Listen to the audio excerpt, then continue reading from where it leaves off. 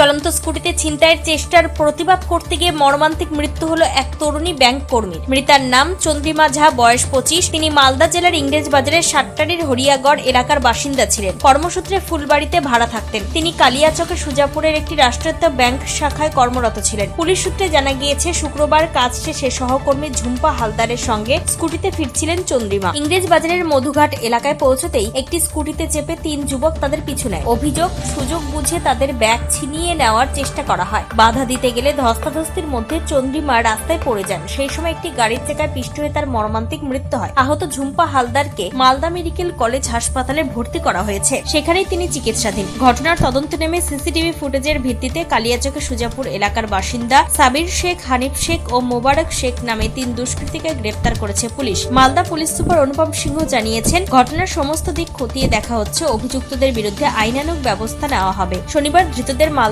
আদালতে পেশ করা হয়েছে। তদন্তের স্বার্থে হেফাজতে নিয়ে জিজ্ঞাসাবাদ চলবে। শোকার্ত পরিজনদের দাবি, অভিযুক্তদের বিরুদ্ধে যেন কঠোর থেকে কঠোরতম আইনানুগ ব্যবস্থা নেওয়া হয়। মালদা থেকে নিজস্ব প্রতিনিধির রিপোর্ট, টাইমস 14 বাংলা। আরো নিত্য নতুন ভিডিও পেতে এবং তথ্য জানতে আমাদের ফেসবুক পেজকে লাইক ও ফলো করে রাখুন। সেই সঙ্গে টাইমস 14 বাংলার ইউটিউব চ্যানেলকে সাবস্ক্রাইব করতে ভুলবেন না।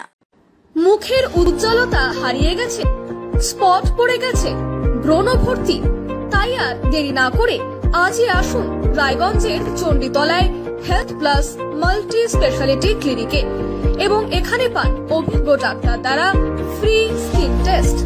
আরো বিস্তারিত জানতে যোগাযোগ করুন 9674895169 এই নম্বরে।